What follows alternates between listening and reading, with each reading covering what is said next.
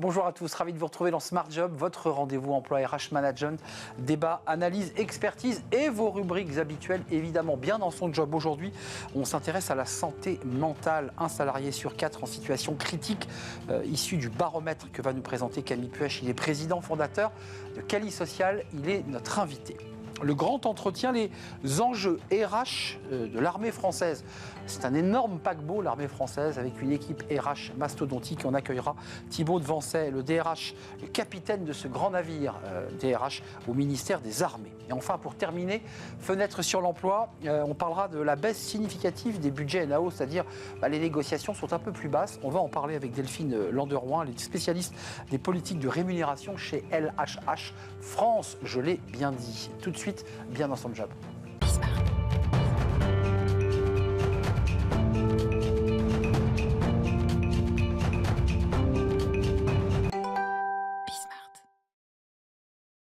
Bien dans son job pour parler de la santé mentale des collaborateurs avec des chiffres réguliers, alarmants. Un salarié sur 4 en situation critique.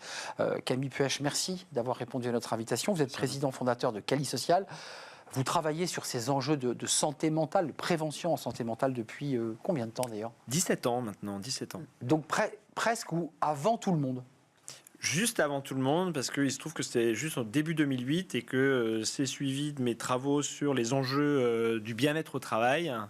S'en est suivi la crise de France Télécom qui avait fait beaucoup de bruit à l'époque et qui continue de faire d'ailleurs. Absolument, avec des suicides, rappelons-le. Exactement. Au moment où France Télécom se transformait en Orange. Camille, un baromètre avec un chiffre qu'on a noté, il y en a beaucoup dans ce baromètre. Alors régulièrement, vous venez sur le plateau, quelque part, tirer la sonnette d'alarme. 25%, c'est-à-dire un salarié français sur 4 se déclare en mauvaise santé mentale. Alors c'est un chiffre qui est alarmant. Ça veut dire quoi en mauvaise santé mentale ? Alors, nous, on prend la santé mentale au sens de la définition de l'OMS, qui est la santé mentale et l'état de bien-être qui permet à chacun de développer son potentiel, de faire face aux difficultés normales de la vie, d'avoir du succès et d'être productif et d'apporter une contribution à la communauté. Donc, quand on demande aux gens comment vous situez-vous par rapport à votre santé mentale, on a effectivement une personne sur 4, un travailleur sur 4. C'est un échantillon de 3000 personnes. On travaille avec Ipsos pour faire cette étude. Un travailleur sur 4 en France aujourd'hui estime qu'il est en mauvaise santé mentale sur ces sujets.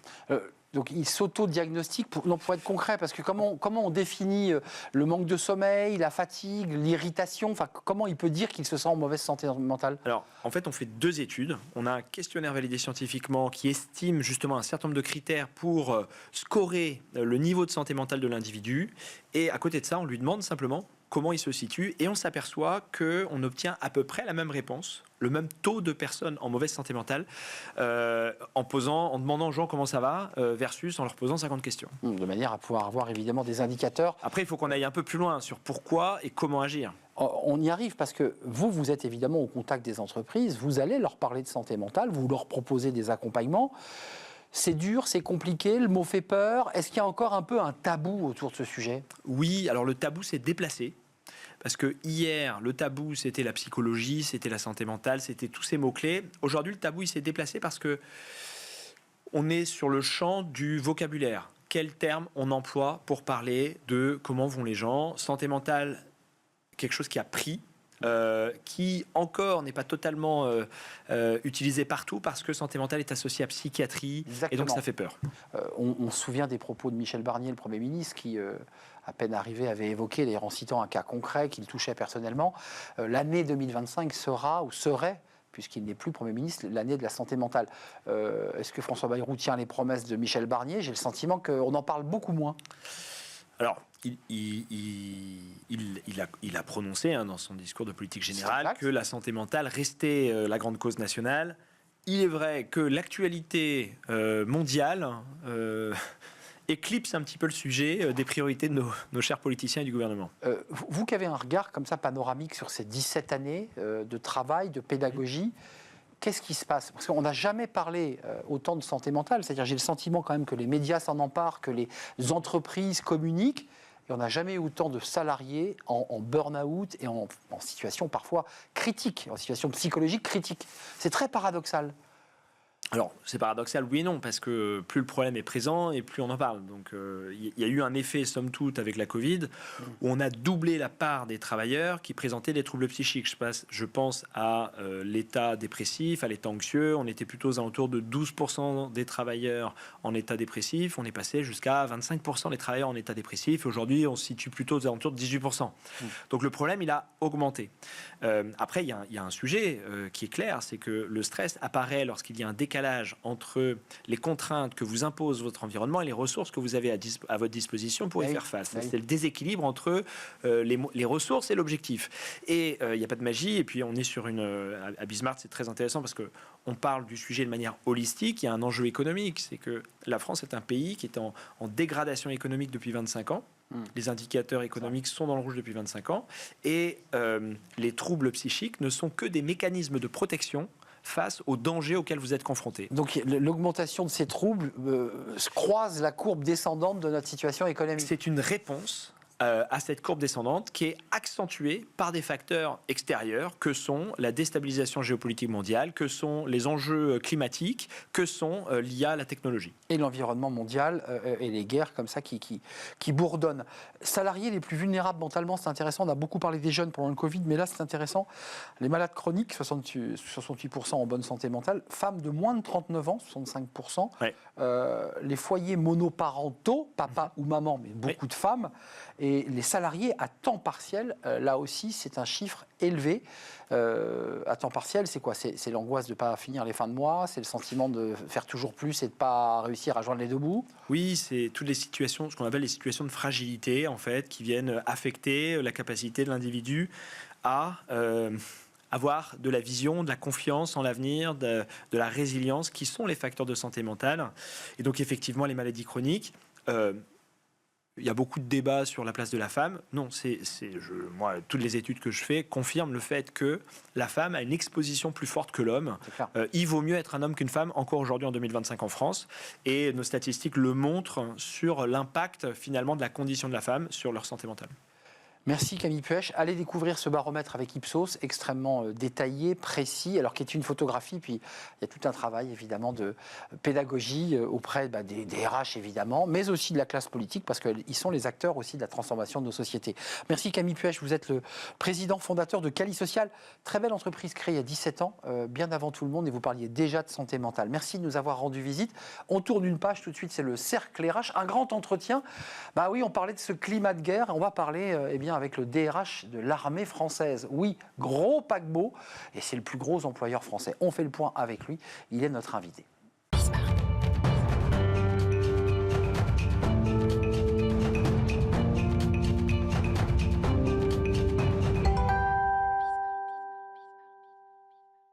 Et le Cercle RH, un grand entretien aujourd'hui. On accueille le DRH des armées françaises. Thibaut de Vancey, merci de faire un détour par le plateau de Smart Job. C'est un vrai plaisir de vous accueillir. DRH, c'est le terme consacré. C'est le terme consacré, bonjour Arnaud. Du ministère des Armées. D'abord, c'est une question un peu rituelle, mais elle est encore plus rituelle pour vous. Quand on travaille sur ce dossier des armées, on voit qu'en fait, vous êtes à la tête d'une pyramide, mais vous-même à la tête déjà d'une petite entreprise de RH, parce que l'armée de terre, l'armée de l'air, la marine et d'autres services encore, sur lesquels il y a bien sûr des RH. C'est quoi le métier du RH et du DRH des armées françaises, en quelques mots ? Alors le métier de DRH du ministère des Armées, il est assez fabuleux. C'est d'abord animer une équipe, comme vous l'avez dit, il y a des DRH dans l'armée de terre, dans la marine, dans l'armée de l'air, avec qui je travaille au quotidien et qui ont leur propre programme d'action dans le cadre de la politique que j'essaye de conduire au sein du ministère des Armées. Mais il y a aussi la DRH de la Direction Générale de l'Armement qu'on oublie trop souvent. C'est vrai. On a plus de 10 000 ingénieurs au ministère des Armées qui sont là. C'est d'actualité ça. C'est d'actualité, oui. Et puis des choses un peu plus exceptionnelles. Et il y a aussi une fonction RH à la DGSE par exemple. Tous ces DRH me sont fonctionnellement rattachés et on construit ensemble les politiques RH qui vont permettre de satisfaire les besoins des armées, du ministère dans son ensemble. Et puis, par ailleurs, j'ai des fonctions propres. Il faut payer 300 000 personnes tous les mois. Il faut assurer le paiement des retraites, accidents du travail, enfin, toutes les fonctions qu'un DRH fait dans d'autres organisations. Alors, il faut quand même le préciser, là aussi c'est assez vertigineux, parce que quand on parle des armées françaises, vous êtes le plus gros employeur français. 269 243 civils et militaires, avec environ 203 000 militaires et le reste des civils et qui sont importants au sein de l'armée française. 271 800 civils et militaires en 2027, ça c'est la projection, ça veut dire que le DRH qui est devant moi recrute. Exactement. Et le recrutement, comme tous les DRH le savent, c'est une bataille du quotidien. Pour vous donner des ordres de grandeur, on recrute environ 500 personnes par semaine. Voilà. Donc c'est des chiffres. Toute armée confondue. Toute armée confondue. Notre plan de recrutement pour l'année 2025, il doit être aux alentours de 28 000 personnes, donc 75% de militaires, 25% de civils. Et ce qui est tout à fait extraordinaire, c'est qu'on recrute à tous les niveaux de qualification, des jeunes sans diplôme jusqu'au polytechnicien qui va rejoindre par exemple la direction générale de l'armement. L'armée française, c'est un énorme bateau, c'est un énorme paquebot que vous pilotez sur le plan DRH. C'est quoi les grands piliers que vous vous fixez à l'aune de l'actualité qui nous a percuté, guerre en Ukraine, et puis très récemment, le président de la République qui a évoqué l'hypothèse de troupes au sol, ce qui évidemment accélère, transforme. Comment vous pilotez et comment vous gérez ces piliers et quels sont les piliers forts que vous fixez à l'ensemble de votre équipe ? Alors, tout d'abord, en fait, on sort de 3 années qui ont été très très très compliquées pour tout le monde. Les entreprises privées, le secteur public, 21-23, années très difficiles, avec deux phénomènes, une inflation, donc une pression salariale très très forte, et puis une baisse du taux de chômage, et donc une concurrence extrêmement forte entre tous les employeurs. Ça, pour nous, c'est derrière nous et c'est un motif de fierté parce qu'en 2024, on a fait une super année RH. Les effectifs, après des années un peu compliquées, ont continué à croître. 2025 s'annonce très très bien également. Il y a un effet guerre en Ukraine avec des formes d'élan patriotique, d'envie de s'engager. Vous le sentez, ça ? Alors, on le mesure pas. En tous les cas, il est très difficile de construire une corrélation entre la situation internationale, parce que, comme chacun sait, elle évolue quasiment maintenant au quotidien, ouais. et puis nos performances de recrutement. En revanche, ce qui est évident, c'est que le fait militaire, ou en tous les cas, la conscience qu'il se passe quelque chose en Europe, facilite quand même le passage de nos messages sur tous les métiers que nous avons à proposer. Quelques chiffres quand même, c'est intéressant, et on parlera des métiers, parce que l'armée française, là aussi, il y a une palette de métiers. Alors évidemment, simplement, on voit des soldats, on voit des opérationnels, mais il y a tellement d'autres métiers qui vont de la restauration à l'électronique, à la mécanique. Tous les métiers, évidemment, sont au sein de l'armée française. Quelques chiffres, 63 369, il faut être précis, militaires de carrière, c'est 10, avec 17,3% de femmes. 137 963 militaires sous contrat. Tiens, juste un petit arrêt sur le sous-contrat. On a les militaires de carrière qui vont signer quoi ? Sur 5 ans, 10 ans, 15 ans. Sous contrat, c'est quoi ? Alors en fait, vous parliez des piliers. Pratiquement le 2/3 des militaires sont des militaires sous contrat. C'est-à-dire que ce soit des militaires du rang, des sous-officiers ou des officiers, ils s'engagent pour un contrat de 3, 5, 10 ans et ils peuvent renouveler leur contrat. Et ça, c'est vraiment notre ADN, c'est ce qu'on appelle une gestion à flux, c'est-à-dire que on en a 28 000 qui rentrent chaque année, mais il y en a 28 000 qui sortent parce que nous avons un impératif de jeunesse, malgré tout. Et donc, un des pivots que nous sommes en train de faire, c'est concilier cet impératif de jeunesse, parce que le métier militaire est quand même très exigeant, que ce soit sur terre, dans les airs, sur la mer ou sous la mer. Donc, c'est très exigeant. Donc, on a besoin de jeunes. Et ça, on y est très très attaché. C'est des carrières qui sont relativement courtes. Et puis, on essaie de faire pivoter parce qu'on a aussi besoin de techniciens, d'experts qui vont développer au fur et à mesure de leur parcours une compétence particulière sur les métiers nouveaux en particulier, et pour lequel on adapte aussi nos parcours professionnels de façon à les encourager à rester un peu plus longtemps sur des fonctions qui sont moins exigeantes sans doute physiquement, mais de transmission, mais de transmission, d'organisation. Exactement. Mais ça, c'est important. Avec une féminisation, j'ai lu une tribune passionnante, qui est une tribune signée par Marine Balançard, qui vient régulièrement sur notre plateau et qui, je crois, est actuellement en train de faire un cursus que vous avez fait à l'IHEDN, cursus passionnant et absolument dingue. Et elle soulignait, sans critique d'ailleurs, en lisant bien son papier, que la féminisation dans les hautes sphères de la défense restait faible. Alors on voit qu'il y a une féminisation qui progresse évidemment chez les soldats du rang et même chez les fonctionnaires, puisqu'on a 47,5% de femmes parmi les fonctionnaires sur 37 874. Tout va bien. Dans les hautes sphères, je vais loin. Est-ce qu'un SEMA armée de terre, est-ce qu'un chef d'état-major armée de l'air pourrait un jour être une femme ? Ce qui n'a jamais existé, on est d'accord. Ce qui n'a jamais existé. Alors vous avez raison, en fait, aujourd'hui on a un taux de féminisation qui progresse chaque année. Oui. On est très attentif à ce qui se passe au recrutement, y compris dans les écoles d'officiers les plus prestigieuses, Saint-Cyr, l'école navale, l'école de l'air et l'école polytechnique. Voilà. Et puis, comme dans d'autres métiers, on assiste à une forme d'évaporation. Pour devenir chef d'état-major des armées, il faut faire tout le cursus. Tout le cursus. Et notre sujet aujourd'hui, on développe des programmes pour affronter cette difficulté. D'empowerment, comme on dit dans le privé. C'est ça, mais c'est de permettre, malgré les difficultés, vous savez que un des marquants de la carrière d'officier, c'est l'école de guerre, donc c'est exigeant, il faut préparer, voilà. Permettre aux jeunes femmes de concilier à ce moment-là de leur vie la maternité avec les exigences du parcours professionnel.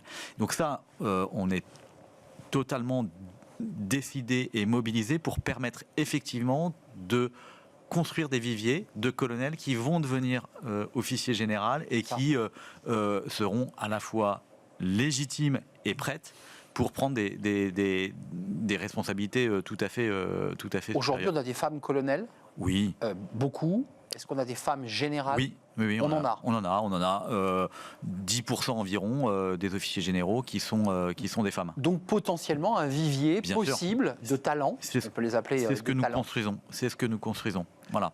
Dernier chiffre, les ouvriers d'État, de l'État, ceux qui travaillent dans les usines d'armement, 15 929. C'est intéressant parce qu'il permet de basculer quand même sur ce qui nous est arrivé. Nous, les Français, on a vécu une période de paix. Nous étions en paix et nous ne sommes plus. Est-ce que au sein des armées, ça a aussi provoqué des choses, vous qui observez aussi l'ensemble des soldats et de ceux qui travaillent au sein des armées, vous avez senti quelque chose qui se transformait, qui bougeait, et peut-être même que tout est venu d'en haut en disant il faut se mobiliser, il faut se préparer? Alors, bien évidemment, nous sommes tout à fait sensibles et mobilisés en fonction du contexte stratégique. Le fait nouveau, c'est la nécessité de mobiliser une industrie qui est capable de répondre en quantité dans des délais compatibles avec des opérations militaires. C'est le sujet. Pour conduire des opérations sans aller jusqu'à l'affrontement entre la Russie et l'Ukraine, enfin de cette nature-là. Donc il y a deux choses à faire. Effectivement, nous avons conservé au sein du ministère des Armées, non pas une industrie, mais des capacités à entretenir de façon industrielle un certain nombre de matériels, essentiellement d'ailleurs des matériels aéronautiques. Oui. Voilà. Par exemple, les moteurs de Rafale, ils sont entretenus par le ministère des Armées avec des ouvriers qui sont et qui font un travail, qui ont une technicité absolument remarquable. Nos chars, nos avions. Exactement. Et donc le partage entre ce qu'on fait en régie, j'allais dire, c'est-à-dire au sein du ministère, et ce qui est fait par l'industriel, c'est un sujet qui nous travaille. Et puis il y a la chaîne d'approvisionnement. Oui. La chaîne d'approvisionnement, alors ça c'est plutôt le travail de la Direction Générale de l'Armement. Dont on parlait tout à l'heure. Exactement. De discuter avec les industriels, de leur donner de la visibilité, planifier. Et accélérer. Charge aux industriels de se mettre en situation de répondre à des commandes nationales ou européennes. On a vu le chef de l'État faire des visites très symboliques sur des sites de production d'armement en disant il faut accélérer, et je pense qu'aujourd'hui on accélère parce que le contexte est instable. On a vu en Ukraine, et on le voit encore aujourd'hui, qu'une partie de cette guerre se joue à travers des drones, à travers l'électronique, à travers le renseignement, à travers le numérique. En préparant l'émission, je vous ai dit c'est la guerre de demain et vous m'avez repris, vous m'avez dit non, c'est pas la guerre de demain, c'est la guerre d'aujourd'hui. On est dedans là. Oui. Le recrutement d'ailleurs. Bien évidemment, on est dedans, sachant que ce qui est aujourd'hui le principal changement, c'est de passer, ou en tous les cas de conserver des programmes de long terme, parce que par exemple quand on construit un programme de sous-marin, ça met beaucoup de temps, tout en étant capable d'être agile sur des nouveaux dispositifs ou capacités opérationnelles. Et donc les drones en font partie. Et du point de vue RH, parce que c'est là que je suis directement concerné, on voit bien que l'armée de terre est en train de se transformer avec la dronisation d'un certain nombre de régiments de l'armée de terre. Et on voit bien que c'est une technique, en tous les cas, un job qui peut attirer des nouvelles générations. On parle des gamers. Voilà. Ça gamifie finalement la guerre. Je mets entre guillemets. En tous les cas, ça appelle des compétences qui sont différentes. Et donc des profils différents. Ou complémentaires de celles que nous avons et que nous continuons à entretenir. On ne l'a pas dit parce que vous êtes public, mais tous ceux qui sont au service RH, et je pense au RH, vous, mais de l'armée de terre, sont tous des officiers supérieurs qui ont connu le terrain. Vous avez fait des OPEX, vous avez été un officier du RIMA. C'est important de le dire. Exactement. Vous n'êtes pas des techniciens spécialisés RH. Vous l'êtes devenu, mais auparavant, vous étiez des officiers supérieurs engagés sur le terrain. Exactement. Alors, les DRH de chacune des armées, ils viennent, ce sont des officiers généraux qui ont un très riche passé, une expérience opérationnelle de toute première importance. Et puis, nous sommes très attachés à ce que ces fonctions qu'on qualifie parfois de support, mais moi que je qualifie de totalement opérationnel, soit tenu par des femmes et des hommes qui ont connu et qui sont capables de sentir en fait les choses plutôt que d'appliquer des process. Ce qui parfois a été reproché à la grande muette d'appliquer finalement des process, des plans un peu lourds. L'armée, quand vous l'avez connue et que vous étiez opérationnel au RIMA, enfin, elle a totalement changé, cette armée française. Alors, elle a changé, et en même temps, il y a des phénomènes de permanence qui nous sont très utiles. Parmi les caractères un peu permanents, il y en a un qui est, du point de vue RH, très très important. C'est la capacité à progresser dans l'escalier social. On a 50% des officiers qui viennent du rang, on a 50% des officiers qui viennent du corps des sous-officiers. C'est revenu le service militaire obligatoire, vous avez vu, c'est revenu dans le débat ça. C'est revenu dans le débat. Ça a été balayé, mais cette question a été posée. Et donc le fait que chacun a son bâton de maréchal dans sa giberne, voilà, ça c'est un élément de permanence. C'est-à-dire un outil de promotion sociale pour des jeunes issus des quartiers, des jeunes issus de zones rurales. Exactement. Qui n'ont pas forcément de diplôme et qui vont grandir avec l'armée. Et ça, on y est vraiment très très attaché. C'est quelque chose qu'on travaille tous les jours et qui fait partie en fait de la promesse quand on s'engage.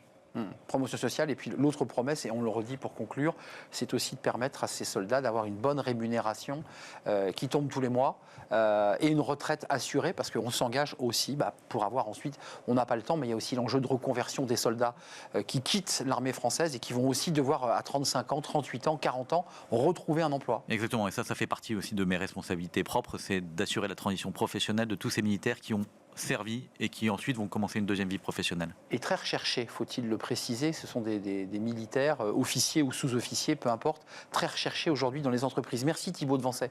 Merci beaucoup de votre invitation. Nous rendre visite, DRH du ministère des Armées, et vous l'aurez compris, à la tête finalement déjà un très gros service qui pilote en fait ce gros paquebot France de l'armée française. Merci de nous avoir rendu visite.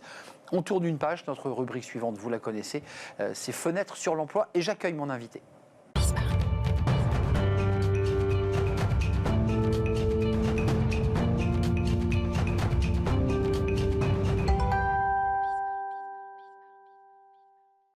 Fenêtre sur l'emploi pour parler de rémunération. Oui, les NAO, vous savez, les moments où il faut négocier son salaire.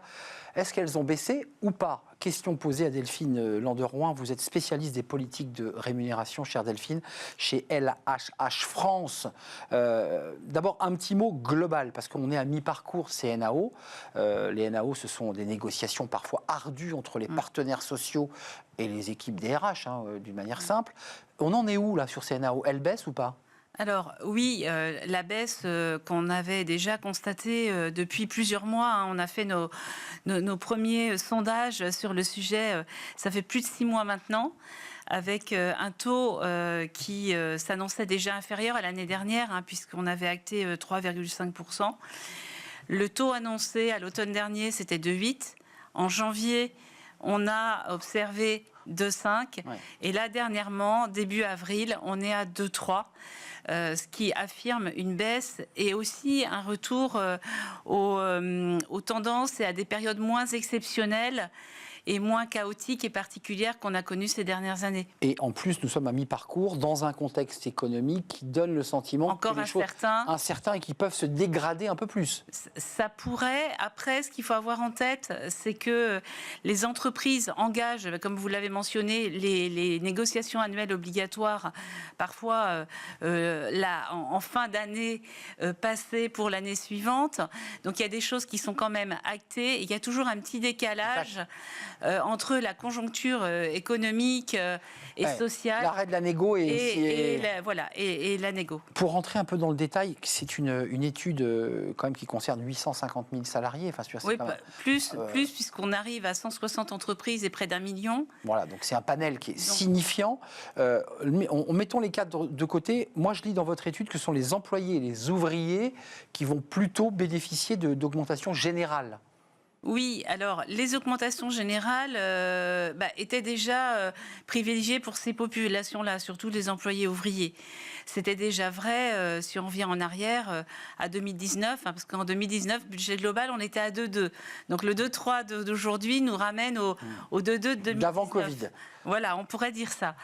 Et pour cette population-là, il y avait déjà une prédominance des augmentations générales qui a évidemment redoublé avec le phénomène de l'inflation et qui s'est vérifié aussi, y compris pour les populations de type technicien, agent de maîtrise et même les cadres. Et là, on revient à un nouvel équilibre qui ressemble aux années passées. Alors le salaire, c'est un enjeu évidemment de rétention des collaborateurs, parce que au-delà des chiffres, c'est aussi un enjeu de rétention. Les entreprises, dans votre étude, quand même, font des propositions alternatives. Enfin, je veux dire, les salariés ne repartent pas sans rien. La baisse est nette, mais il y a quand même des primes de partage. C'est quoi les outils proposés par l'entreprise ? Alors effectivement, on a vu se développer de façon beaucoup plus marquée ces dernières années ce qu'on appelait les mesures complémentaires. Donc quand on fait des sondages de ce type, là, on préfère parler finalement de mesures salariales que de budget NAO qui est délimité dans le 2-3% que j'ai évoqué tout à l'heure. Mais ces autres mesures, elles semblent perdurer malgré la baisse de l'inflation. Et donc les autres outils, clairement, on va retrouver la prime de partage de la valeur, mais bien moins pratiquée que l'année précédente. On avait 50% des entreprises avant. Là, on est à un quart, une entreprise sur 4. 800 à 900 même pas, euros. à peine. Ouais. Et un montant à vérifier. Mais c'est très instable, là, ce qu'on peut récupérer sur les primes de partage de la valeur. Merci Delphine Landerouin. Puis précisons aussi qu'il y a quelques aides sur les repas, enfin des choses un peu matérielles et concrètes. Oui, des compléments. Exactement. Et à noter aussi des mesures sur l'égalité salariale. Voilà. La fameuse égalité salariale. Merci Delphine Landerouin d'être venue nous rendre visite. LHH France, spécialiste des politiques de rémunération. Restez encore une seconde avec nous. C'est la fin de notre émission. Merci à toute l'équipe. Je remercie évidemment notre équipe technique. Je remercie Toé pour la réalisation. Je remercie Thibaut au son et je remercie Nicolas Juchat derrière et dans mon oreille. Merci à vous. Merci de votre fidélité. Je vous dis à très très bientôt. Bye bye. Merci.